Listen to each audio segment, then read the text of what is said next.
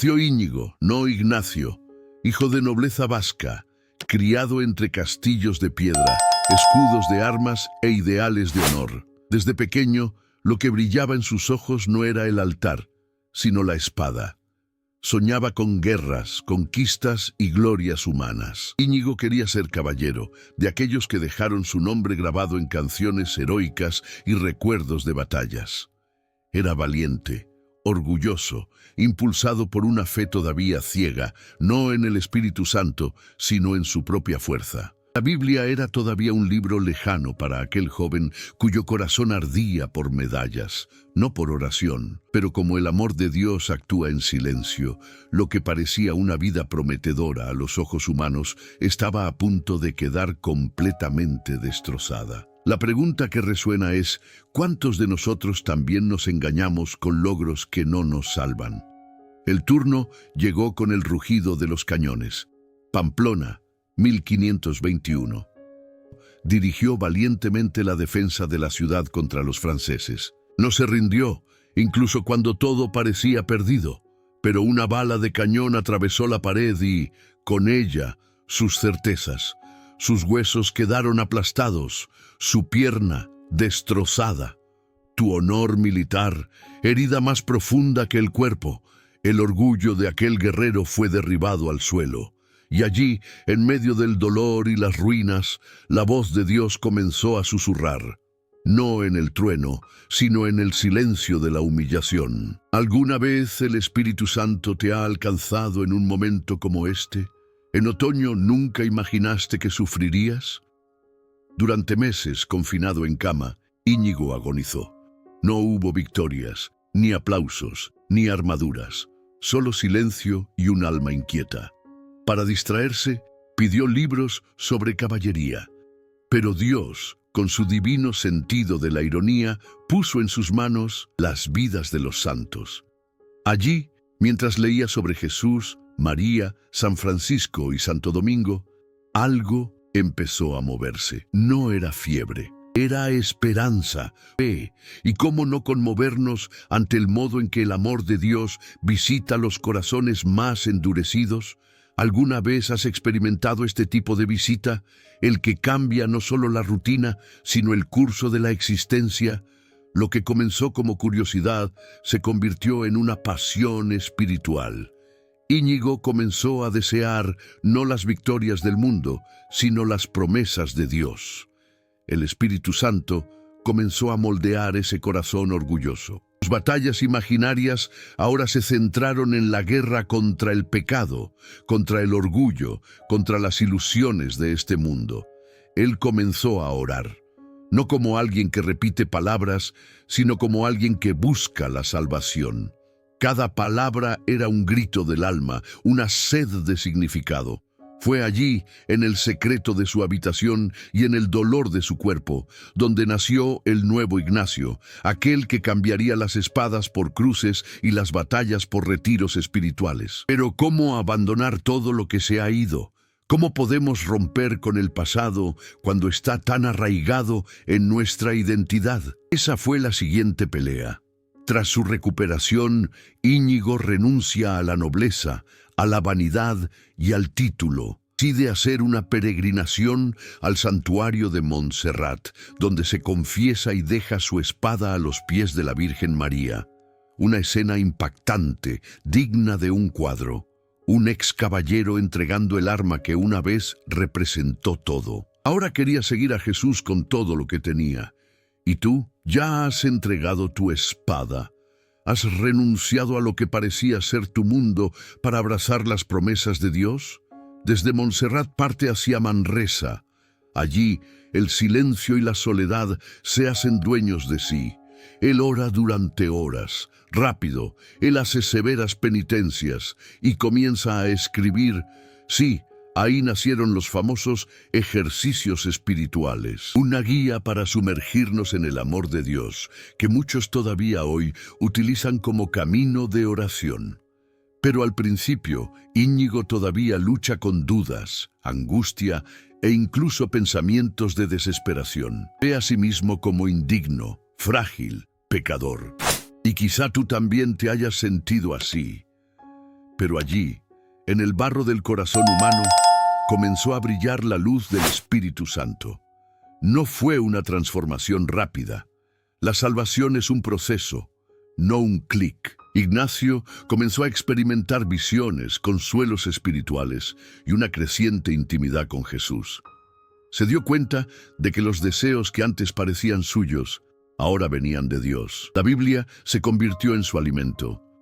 Oración, tu respiración. La fe se convirtió en tierra, y cuanto más se entregaba, más esperanza sentía. Pero también se dio cuenta de algo esencial. Este cambio no era solo para él.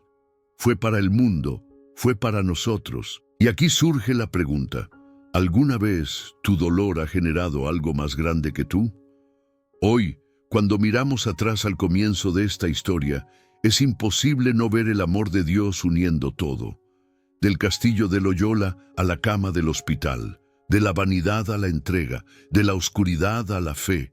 Ignacio de Loyola fue herido para ser curado y sanado para ser enviado. Quizás ahora estás en el tiempo de la herida, o curación, o la misión. Donde quiera que estés, debes saber, Jesús camina contigo. La salvación no es solo una promesa lejana, sino una realidad que comienza en tu corazón. Este video resuena contigo. Asegúrate de suscribirte al canal, porque aquí, cada historia bíblica y cada testimonio de fe tiene el propósito de recordarte: el amor de Dios es real, y Él te está buscando ahora mismo. Después de la herida en el cuerpo, vino la herida en el alma. Ignacio, el ahora, lejos de los pasillos de la guerra, se encontró frente a un abismo interior que nunca antes había percibido. Ya no era el caballero con un destino glorioso, sino un hombre carente de certezas. Fue en Manresa, un pueblo sencillo y pequeño, donde empezó a comprender que la batalla más grande que libramos es contra nosotros mismos. ¿Alguna vez has sentido esta lucha? Esa inquietud en el pecho, como si algo estuviera fuera de lugar, incluso cuando todo parece tranquilo por fuera. Allí, el orgullo de Ignacio comenzó a desmoronarse, y entre las ruinas comenzó a nacer la oración. Se retiró a una cueva cercana a orillas del río Cardóner. Era como si al entrar en aquella cueva entrase en sí mismo. Allí pasó meses entregándose a la penitencia, la soledad y el ayuno. Su cabello creció, su apariencia se volvió casi irreconocible. Se privó incluso de lo más básico, no por desprecio a la vida, sino por sed de Dios. Fue en ese momento cuando comenzó a distinguir en el silencio los susurros del Espíritu Santo. Cada lágrima era una confesión, cada noche de insomnio una ofrenda. Y tal vez en esta entrega silenciosa reside el secreto de la verdadera transformación. Pero no fue una experiencia mística ligera y dulce. De lo contrario, Ignacio pasó por noches oscuras del alma. Estaba atormentado por escrúpulos, dudas sobre su salvación, pensamientos de indignidad. A veces llegó a creer que no había perdón para él. ¿Alguna vez has sentido esto? Como si ni siquiera el amor de Dios pudiera llegar a ciertos rincones de tu pasado. Fue allí, en lo más profundo de su desesperación, donde la luz comenzó a emerger, no como una gran visión, sino como paz. Paz en medio del dolor. Y este es el milagro más grande, darnos cuenta de que el amor de Dios permanece incluso cuando hemos renunciado a nosotros mismos. Y fue precisamente en este punto de dolor y de gracia donde nació el germen de los ejercicios espirituales. No los escribió teóricamente, sino basándose en su propia experiencia de encuentro con Jesús. Estas son pautas para discernir, orar, meditar y escuchar. Una hoja de ruta para la conversión, para la transformación interior, para el encuentro con las promesas de Dios. Y no hay nada más poderoso que un testimonio nacido del dolor. Allí, en el papel, Ignacio comenzó a plasmar lo que el Espíritu Santo insufló en su alma. Y lo que nació de aquella cueva resonaría durante siglos. La vida exterior de Ignacio también comenzó a cambiar. Ya no buscaba reconocimiento, estatus ni aprobación. Él caminaba descalzo, él pidió limosna, no por obligación, sino por elección. Quería vivir como Jesús, pobre, libre, disponible. Y cuanto más se despojaba de sí mismo, más lo llenaba el espíritu. El corazón de piedra comenzó a latir como carne viva. Ya no llevaba la espada, sino la cruz. Y cuando miró a los pobres, vio a Cristo. ¿Y tú? ¿Te has vaciado lo suficiente para que Dios te llene? En este proceso de conversión, Ignacio también comenzó a comprender los mecanismos internos del alma humana. Se dio cuenta de cómo nos dejamos llevar por las pasiones, los deseos, las heridas y los miedos. Y entendió que la vida espiritual requiere discernimiento, vigilancia, humildad. Por eso, los ejercicios espirituales nos enseñan a distinguir entre los espíritus, el que nos acerca a Dios y el que nos aleja. No todo lo que parece espiritual es espiritual. ¿Cuántas veces confundimos nuestra voluntad con la voluntad de Dios? Ignacio nos enseña a escuchar con corazón atento. Lo más impresionante es que esta transformación no duró solo un hermoso momento de retiro. Comprendió que necesitaba prepararse más, quería servir mejor. Entonces decidió estudiar. Y aquí tenemos otra dosis de realidad. Un hombre de unos 30 y tantos años, relacionándose con niños para aprender latín. Imagínese la cantidad de humildad que se requiere, pero él quería conocer profundamente la palabra de Dios, profundizar en la Biblia para ser útil a la iglesia. Sabía que no bastaba tener fe, era necesario formar la mente, el corazón y la voluntad.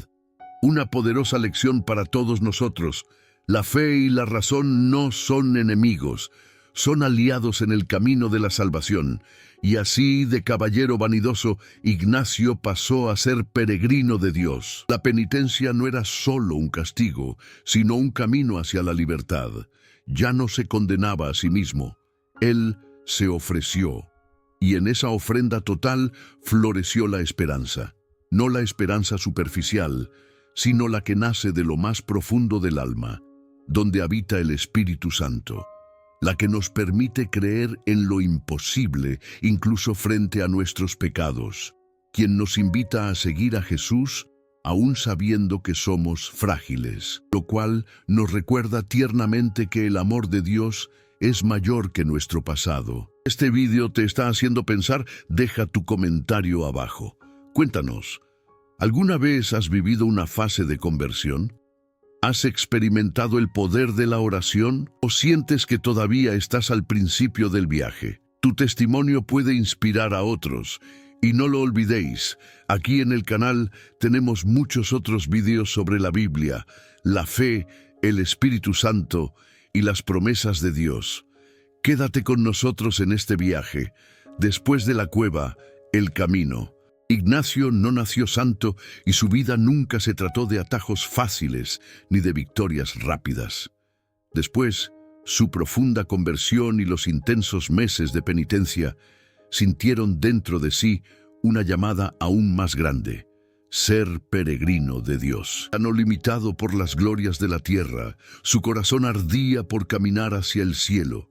Y como toda verdadera vocación, esta también requirió pasos concretos. Tu primer gran deseo: peregrinación a Tierra Santa. Vaya a donde Jesús caminó, tocó y vivió. Una búsqueda que parece imposible, pero cuando el Espíritu Santo impulsa, incluso lo improbable se convierte en una promesa. En 1523, Ignacio abandonó Barcelona para ir a Jerusalén. Era una época en la que viajar no era ni cómodo ni seguro. No había mapas fiables ni guías espirituales, solo el Evangelio en el pecho, la esperanza en la mente y la oración constante en los labios. Al llegar a su destino, se sintió abrumado por la emoción. La tierra donde Jesús predicó, sanó y se entregó en la cruz, estaba ahora ante sus ojos. ¿Alguna vez te has imaginado cómo sería caminar por donde Cristo caminó? ¿Respirar el mismo aire que Él respiró? Pero incluso con esta gracia, los planes de Dios no siguieron los de Ignacio. Él quería quedarse allí, pero se vio obligado a irse. Las autoridades franciscanas, que en aquel momento estaban a cargo de Tierra Santa, le impidieron permanecer allí. Era peligroso, arriesgado. Él regresó obedientemente. Y ahí es donde entra una de las mayores lecciones de su recorrido: saber obedecer cuando su corazón quería quedarse. ¿Cuántas veces Dios cierra una puerta que juramos que era la correcta? ¿Cuántas veces dice no a un deseo santo? Ignacio regresó a Europa frustrado, pero sin rebelión. Sabía que todo obraba para bien de los que aman a Dios. ¿Y tú? ¿Alguna vez has escuchado un no divino? ¿Alguna vez has tenido que regresar cuando querías quedarte?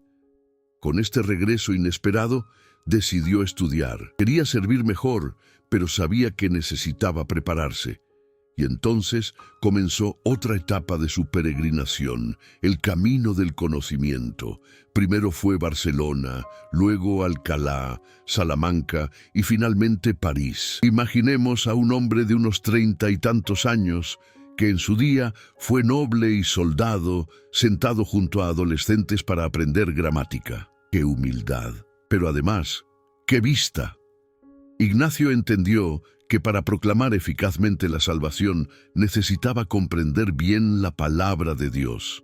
La Biblia, la teología, la filosofía, todo se convirtió en herramientas para la misión. Estos años de estudio no estuvieron exentos de pruebas.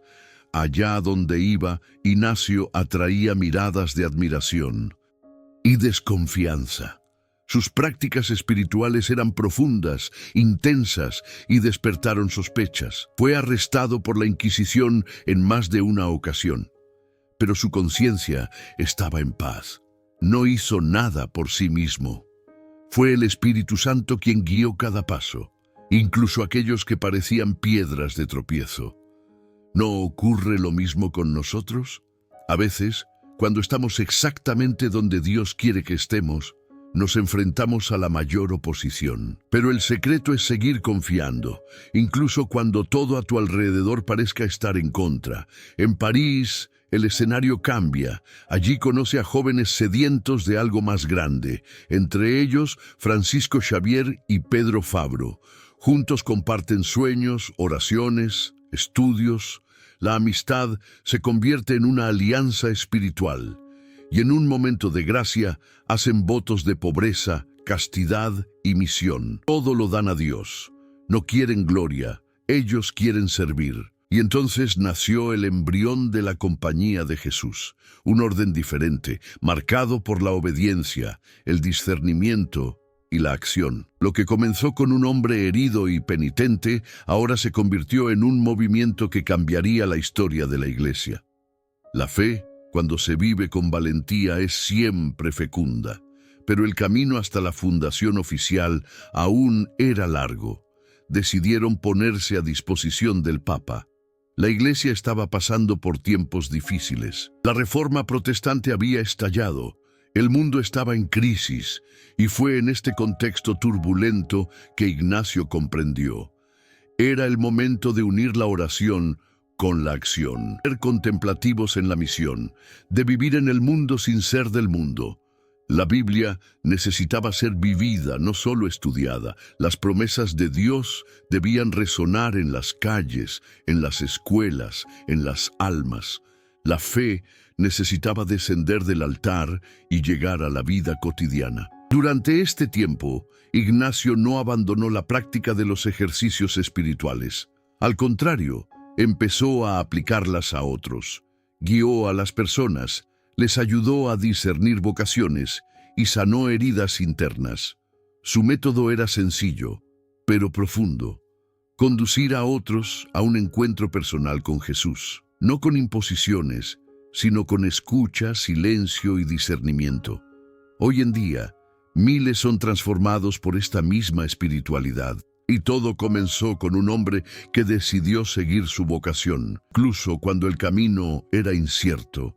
¿Estás escuchando también este llamado? ¿Estás dispuesto a ser un peregrino de la voluntad de Dios? Si esta historia te toca el corazón, Quédate con nosotros. Tenemos otros videos aquí en el canal que te ayudarán a profundizar tu fe, comprender mejor la obra del Espíritu Santo y experimentar el amor de Dios en la práctica. El viaje de Ignacio apenas comienza, y quizás el tuyo también, porque quien camina con fe nunca camina solo. Todo empezó con una llama encendida en el pecho de un hombre que había renunciado al mundo. Pero ninguna misión encomendada por Dios queda aislada. El Espíritu Santo suscita siempre compañeros, personas que comparten la misma sed, el mismo fuego, la misma fe. En París, en la efervescencia intelectual de la Universidad de la Sorbona, Ignacio conoció a estos hermanos: Francisco Xavier, Pedro Fabro, Laínez, Salmerón, Bobadilla y Rodríguez, jóvenes que, como él, eran inquietos, que deseaban algo más allá del conocimiento. Querían vivir el Evangelio con radicalidad, con esperanza, con pasión por el reino. Y así, de reuniones sencillas y oraciones discretas, nació una alianza espiritual que cambiaría el rumbo de la Iglesia. El 15 de agosto de 1534, en la capilla de Montmartre, un lugar pequeño y escondido, 7 hombres hicieron votos de pobreza, castidad y obediencia a Dios. Fue el inicio de la Compañía de Jesús, aunque todavía no tenían ese nombre. Ante aquel modesto altar, el cielo se inclinó. Fue como si el mismo Jesús hubiera bajado a escuchar, sonreír y enviar. Prometieron partir hacia Tierra Santa o, si eso no fuera posible, ponerse a disposición del Papa. No querían hacer su propia voluntad, sino la voluntad de Dios. Y ese es el secreto de todo ministerio fructífero: entregar el control en manos del Señor. Y como toda obra que nace desde arriba, la compañía se fue formando poco, a través de persecuciones, pruebas y profundo discernimiento. No fue un proyecto institucional, sino espiritual. No se le ocurrieron estrategias, sino que se puso de rodillas en el suelo, y eso hizo toda la diferencia. No quisieron fundar un nuevo orden por vanidad o por ruptura. Querían ser instrumentos, estar donde más te necesitaban, donde había hambre de fe, falta de esperanza, sed de la palabra. Y cuanto más se entregaban, más los conducía la gracia. No fue planificación, fue providencia. En 1540, después de años de discernimiento y maduración, el Papa Pablo III aprobó oficialmente la nueva orden. Se creó la Compañía de Jesús. E Ignacio, para su sorpresa, fue elegido primer superior general. El que una vez fue un caballero de las batallas terrenales, ahora era el general de un ejército espiritual. Un ejército que no mató, sino que salvó. Quien no tomó territorios, sino que conquistó corazones. Quien no construyó fortalezas, sino que construyó escuelas, iglesias, centros de oración. Un ejército armado con la fe, la oración y el amor de Dios. Desde el principio, la misión de la sociedad fue clara: encontrar a Dios en todas las cosas, no solo en los templos, sino en las calles, en los hogares, en las universidades, en los barcos, en los bosques. Los jesuitas partieron en misiones a los 4 puntos cardinales del mundo: Asia, América, África. Ninguna frontera podía detenerlos. Y donde quiera que iban, llevaban más que palabras. Llevaban ejemplo, atención, escucha, el Evangelio vivo. Muchos de estos primeros compañeros se convirtieron en mártires. Dieron sus vidas por la fe, por la salvación de los hermanos, por la esperanza que llevaban en sus ojos. Ignacio, ahora líder espiritual, vivía en Roma, pero su corazón estaba en cada misión. Escribió cartas, miles de ellas, para guiar, consolar y exhortar. Siguió de cerca a cada enviado, alentó a la oración constante, al discernimiento diario y a la fidelidad a la propia vocación. Su liderazgo no fue duro, sino firme, no fue autoritario, sino profundo. Formó hombres que pensaban con la Iglesia, actuaban con libertad interior y obedecían por amor. Hombres que vieron a Jesús en los detalles y decisiones, quien vivió los ejercicios espirituales como un estilo de vida, no como un evento aislado. La pedagogía jesuita nacida del corazón de Ignacio se difundió rápidamente. Fundaron colegios, universidades y casas de retiro. Formaron misioneros, obispos, consejeros reales, pero siempre con la mirada puesta en lo esencial: ayudar a las almas a encontrar a Dios. Y esta es una de las mayores riquezas que dejó Ignacio.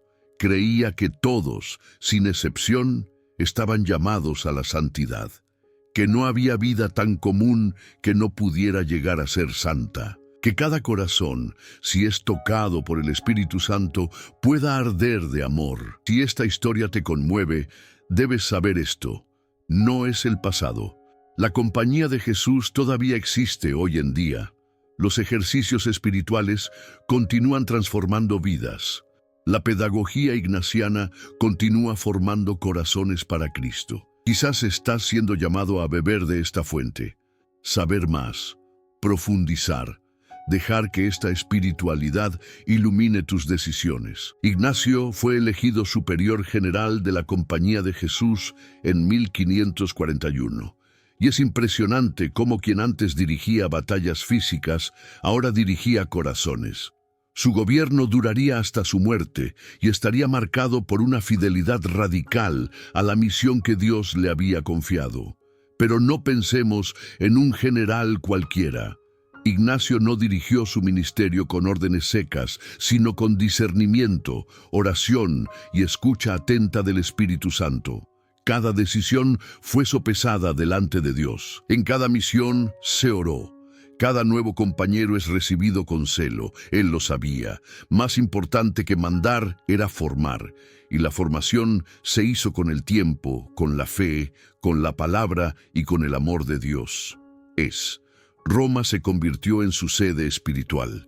Allí, sin hacer largos viajes, Ignacio comandó misiones por todo el mundo.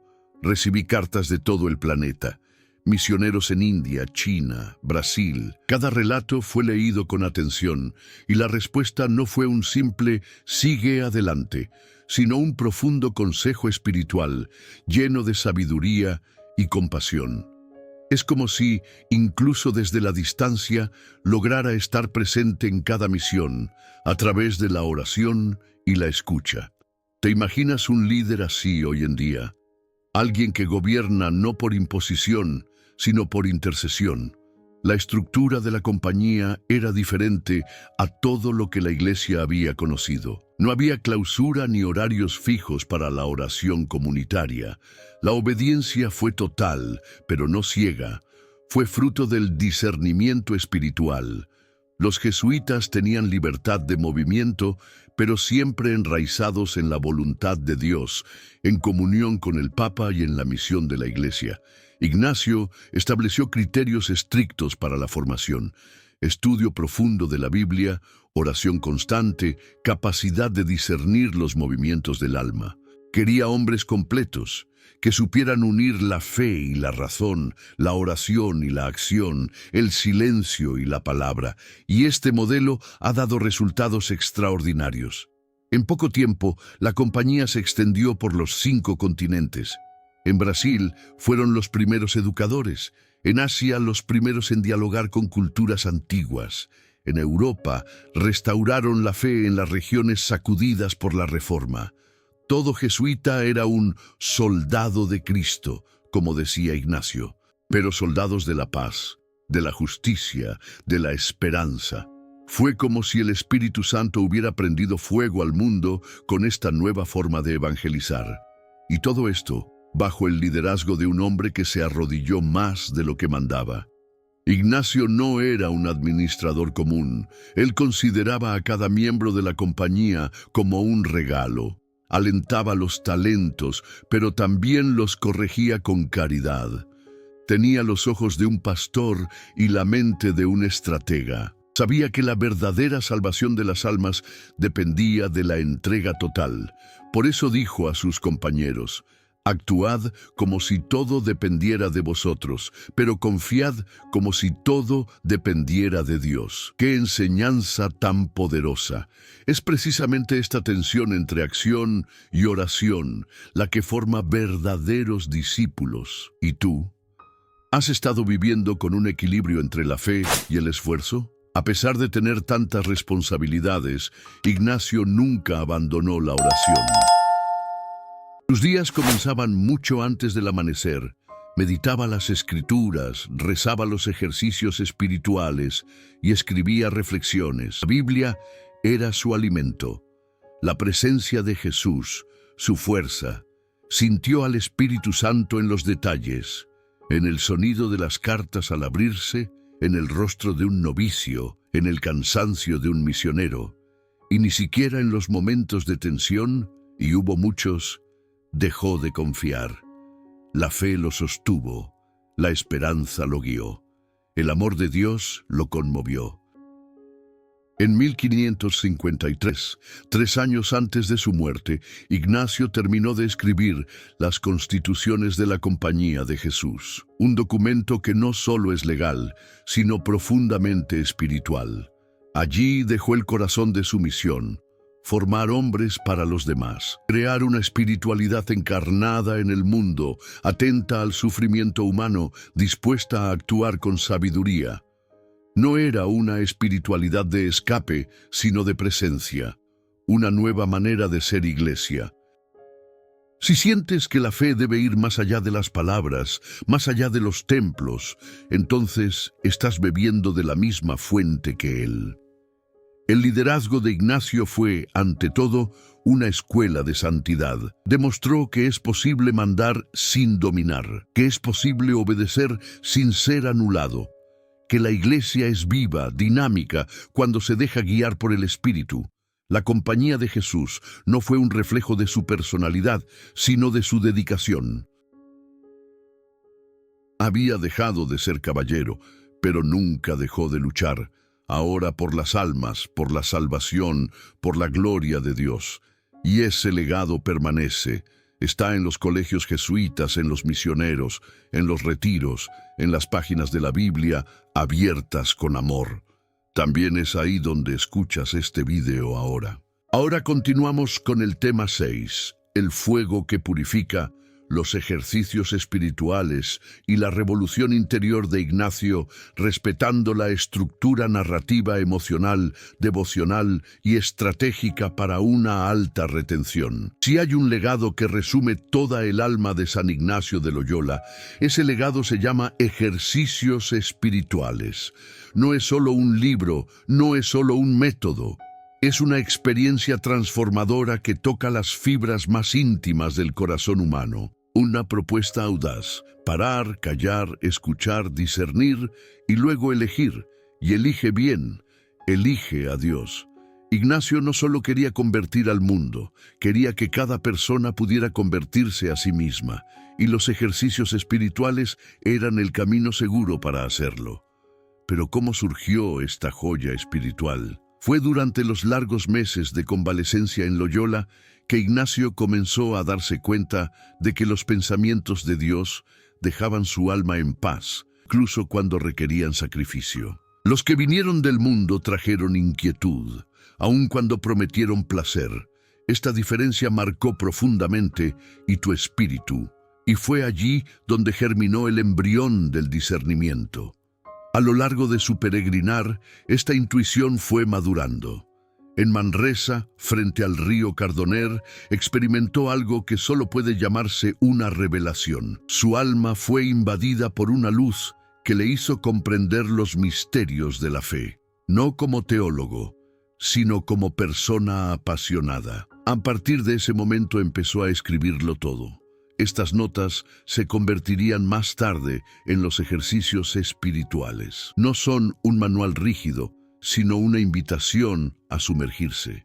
Están divididos en 4 semanas, 4 etapas, que ayudan a la persona a mirar su vida, sus pecados, su vocación, su misión. No es una secuencia de oraciones, sino un viaje de confrontación, purificación, iluminación y envío. Quien pasa por allí nunca vuelve a ser el mismo, porque los ejercicios no solo nos indican lo que debemos hacer, sino que nos revelan quiénes somos realmente ante Dios. Cada momento está diseñado para desenmascarar falsas motivaciones, desmontar ídolos ocultos y arrancar máscaras. Ignacio invita al practicante a contemplar los evangelios con los sentidos, a imaginarse dentro de las escenas con Jesús, a escuchar sus palabras como si se dirigieran a él mismo. Y en este proceso, el alma se toca, está moldeando, está lavado por las lágrimas del arrepentimiento y encendido por el fuego de la decisión. ¿Alguna vez te has sentido en una encrucijada y necesitas tomar una decisión difícil? Los ejercicios espirituales son como un mapa fiable para estos tiempos. Pero no os equivoquéis, esta experiencia no es fácil, requiere silencio, tiempo, entrega. Ignacio sabía que solo en el silencio profundo se puede escuchar la voz de Dios. Por eso, recomendó el retiro completo, 30 días de retiro del mundo para sumergirse en uno mismo y en Dios.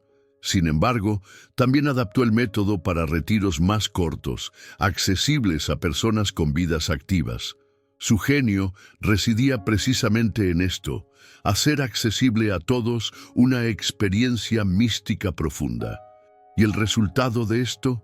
Miles y miles de vidas transformadas. Muchos santos vivieron los ejercicios y salieron de ellos renovados. Muchos misioneros encontraron en ellos el coraje para decir sí. Muchos laicos, religiosos y sacerdotes descubrieron su verdadera vocación durante los ejercicios. Y aún hoy, en el siglo XXI, este método continúa cambiando historias. No es un producto de moda. Es un camino probado por el tiempo y ungido por el Espíritu. Quizás estés escuchando este video ahora y sientas un llamado a una oración más profunda. Quién sabe, quizás los ejercicios sean lo que necesitas en este momento de tu vida. Los principios que Ignacio presenta allí son poderosos. Aprender a buscar y encontrar la voluntad de Dios en todas las cosas. Reconozca que fuimos creados para alabar, reverenciar y servir a Dios, y que todo lo demás debe ayudarnos a alcanzar ese fin. Aprender a ser indiferentes a las cosas, amando más lo que nos lleva a la salvación. Distinguir las voces que hablan en nuestra alma, las de Dios, las del enemigo, las de nuestra carne. Ignacio nos enseña a escuchar profundamente, decidir libremente y actuar con amor. El impacto de los ejercicios espirituales es tan grande que, todavía hoy, se utilizan en el Vaticano, en la formación sacerdotal y en las casas de retiro de todo el mundo. ¿Y sabéis lo más bonito? No son una fórmula mágica, sino una escuela de intimidad con Dios. No prometen cosas fáciles, pero ofrecen una brújula segura. San Ignacio lo sabía, quien aprende a discernir en la luz del Espíritu nunca más vivirá en tinieblas. Y por eso nos dejó este legado, porque quería que cada persona, como él, descubriera que vivir según Dios es el mayor tesoro. Incluso después de su muerte, acaecida el 31 de julio de 1556, la vida de San Ignacio de Loyola no se desvaneció como la de un hombre sencillo que cumplió su misión en la tierra. Por el contrario, su presencia espiritual continuó resonando durante siglos, inspirando conversiones, reavivando vocaciones y atrayendo a los creyentes a una profunda intimidad con Dios. La noticia de su muerte se extendió rápidamente por toda Roma, generando un duelo colectivo entre el clero, los nobles, los laicos y los miembros de la naciente Compañía de Jesús. El impacto de su partida no fue solo emocional, sino que pronto se reveló como sobrenatural. comenzaron a surgir informes de curaciones físicas, liberaciones espirituales y señales extraordinarias vinculadas a su intercesión. Aquellos que habían caminado con él o habían sido tocados por sus enseñanzas se convirtieron en las primeras voces en dar testimonio de los frutos de su santidad, pidiendo oficialmente que la Iglesia reconociera el valor inconmensurable de su vida y misión. Pero como en todo proceso de canonización, el proceso sería riguroso, lleno de investigación meticulosa, evidencia documental y análisis cuidadoso de la autenticidad de los milagros que se le atribuyen. El proceso de canonización de Ignacio de Loyola se inició oficialmente en 1609, apenas 53 años después de su muerte, lo que ya indicaba el clamor popular por su reconocimiento como santo. Durante el proceso se recogieron numerosos testimonios sellos, totalizando cientos de páginas que narraban no solo su virtud heroica, sino también fenómenos que no podían explicarse por medios naturales. Entre los milagros atribuidos a su intercesión, los más notables son las curaciones repentinas de enfermedades consideradas incurables en la época, como la regeneración de miembros atrofiados, el cese repentino de fiebres fatales y la reversión de condiciones terminales. Estos informes provenían de diferentes países y fueron registrados por personas de las más variadas clases sociales, desde campesinos hasta aristócratas y obispos. La Iglesia, con su rigor habitual, analizó cada caso con lupa científica y espiritual, comparando las afirmaciones con expertos, médicos y teólogos, antes de reconocer algo como verdaderamente milagroso. Este proceso demostró que la reputación de santidad de Ignacio no era el resultado de un entusiasmo popular momentáneo, sino de un legado profundamente arraigado en la fe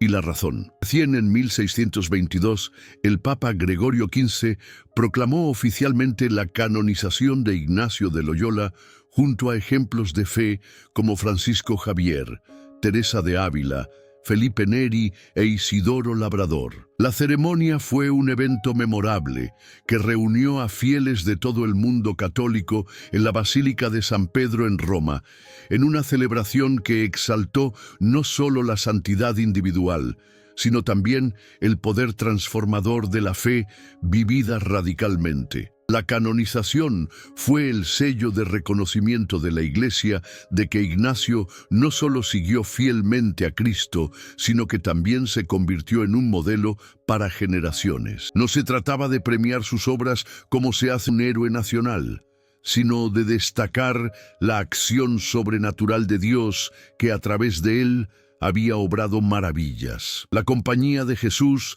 ya extendida por los 4 puntos cardinales del mundo, vio en este anuncio un refuerzo espiritual de su misión: seguir siendo luz en las tinieblas, formando mentes y corazones según el espíritu evangélico, como Ignacio había soñado e iniciado. Tras su canonización, la figura de San Ignacio comenzó a inspirar no solo a religiosos y sacerdotes jesuitas, sino también a fieles laicos, intelectuales y artistas. Su espiritualidad se ha irradiado a través de los siglos como un poderoso río que desciende de las montañas y fertiliza los campos que atraviesa. El método de ejercicios espirituales, previamente probado en retiros y formaciones internas de la orden, comenzó a proponerse en parroquias, comunidades e incluso en contextos seculares, como universidades y espacios de salud mental. Incluso después de su canonización, se le siguieron atribuyendo varios milagros, como sueños proféticos, curaciones en hospitales, conversiones repentinas y liberaciones en situaciones extremas. Una de las historias más impresionantes ocurrió en el siglo XIX, cuando una joven llamada María Clara, en Francia, fue curada de un cáncer terminal después de una novena hecha con fe a la intercesión de la santa.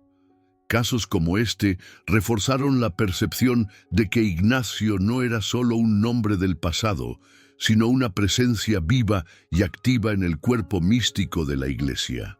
Su imagen comenzó a adornar altares, vidrieras, medallas y cuadros, siempre con la mirada firme, la barba corta y la mano apuntando al cielo, como indicando el único camino posible. Ad maiorem Dei gloriam, para la mayor gloria de Dios. Hasta el día de hoy, la influencia de San Ignacio de Loyola trasciende las barreras religiosas. Sus enseñanzas sobre discernimiento espiritual se utilizan incluso en programas de liderazgo corporativo. Su metodología de autoconocimiento sirve a terapeutas y su testimonio de transformación inspira a jóvenes en búsqueda de sentido. En el ámbito educativo, la marca ignaciana está presente en miles de instituciones repartidas por todos los continentes, formando generaciones que unen la fe, la razón y la justicia social. Su figura es recordada cada 31 de julio como modelo de valentía, sabiduría y entrega incondicional a la voluntad de Dios. En tiempos de turbulencia moral, superficialidad y búsqueda del placer inmediato, su vida resurge como un faro seguro, mostrando que es posible romper las ataduras del ego y abrirse a la infinitud de Dios. San Ignacio no solo fue el fundador de una orden, sino el restaurador de muchas almas que habían perdido el camino. Y sigue siendo, siglos después, una guía firme para quienes desean vivir algo más que una religión, una vida entera entregada a la voluntad de Dios. Y el comienzo de su camino tuvo lugar en el campo de batalla, el final tuvo lugar en los campos espirituales de la Iglesia, donde su mayor victoria no fue sobre los hombres, sino sobre sí mismo. San Ignacio superó su orgullo, superó su vanidad, renunció a sus sueños terrenales y recibió a cambio una misión celestial. Y así continúa, presente, vibrante, intercesor, fundador de una orden que todavía hoy forma los corazones más inquietos y las mentes más sedientas de verdad. Que vuestra vida siga siendo una flecha hacia arriba, un llamado a todos nosotros, a vivir, luchar y amar, siempre, para la mayor gloria de Dios. Y así concluimos este profundo recorrido por la vida y obra de San Francisco. San Ignacio de Loyola, un hombre cuya conversión radical moldeó no solo su destino, sino el destino de la Iglesia misma. De soldado ambicioso a peregrino penitente, de soñador paciente a fundador de una de las órdenes religiosas más influyentes de la historia del cristianismo, Ignacio nos muestra que la verdadera grandeza nace de la humildad ante Dios. Su vida es un anuncio vivo de que los planes de Dios siempre superan los proyectos humanos y que el alma que se entrega totalmente al Señor puede mover montañas espirituales y transformar la historia. El legado ignaciano, arraigado en la obediencia, el discernimiento y la contemplación en la acción, continúa resonando en miles de corazones alrededor del mundo, desafiándonos a vivir con intensidad, propósito y fe. Cada detalle de su biografía, desde su herida en las batallas de Pamplona hasta los ejercicios espirituales que hoy practican los creyentes en todos los continentes, nos invita a reevaluar nuestro propio camino. Si Ignacio, con sus límites humanos, supo convertirse en un faro de sabiduría y espiritualidad, también nosotros, en medio de las fatigas de la vida cotidiana, podemos aspirar a una santidad concreta que no nos aleje del mundo, sino que nos envíe a él con nueva luz y ardor misionero. ¿Qué podemos decir de un hombre que influyó con tanta profundidad en siglos de pensamiento, educación, misión y espiritualidad cristiana? No nos queda más que admirarlo, estudiarlo y, sobre todo, dejarnos conmover por su ejemplo. Ignacio no buscó la gloria para sí mismo. Su lema, Ad maiorem Dei gloriam, para la mayor gloria de Dios, sigue siendo la esencia del carisma jesuita y un llamado profético para todos los tiempos. No basta conocer a Dios intelectualmente, hay que encontrarlo en todas las cosas, en el silencio, en el sufrimiento, en las decisiones difíciles, en los gestos sencillos y en nuestra misión diaria.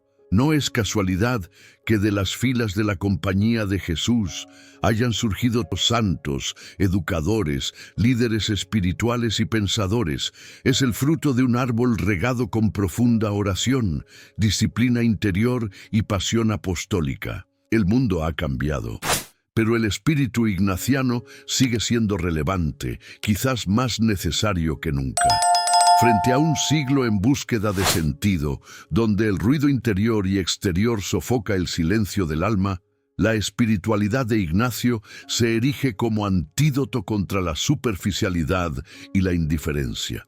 Nos invita a discernir, a elegir con claridad lo que nos acerca o nos aleja de Dios, a vivir con libertad interior incluso en los momentos de confusión. No es extraño que tantos jóvenes, líderes y comunidades sigan siendo impactados por este espíritu, que une acción y contemplación, razón y fe, coraje y ternura. El camino ignaciano es exigente, sí, pero profundamente liberador. Lo exige todo, porque lo ofrece todo: sentido, misión, dirección. Por eso, al final de este vídeo, que el nombre de San Ignacio de Loyola resuene en nuestros corazones, no solo como el de un gran santo de la Iglesia, sino como el de un hermano que comprendió nuestras luchas y supo señalar el camino. Que su intercesión nos inspire a buscar una vida más íntima con Dios, a abrirnos al discernimiento espiritual y a afrontar nuestras batallas internas con la armadura de la fe. Tu valentía nos anime a no conformarnos con poco, sino a vivir siempre para la mayor gloria de Dios, incluso cuando esto exija renuncia, entrega y sacrificio. Y si este video te tocó el corazón, ayúdanos a difundir este mensaje. Dale me gusta, comenta qué parte te resonó más y suscríbete al canal. Que San Ignacio ruegue por nosotros y que Dios siga guiando nuestros pasos como guió los suyos hacia el cielo.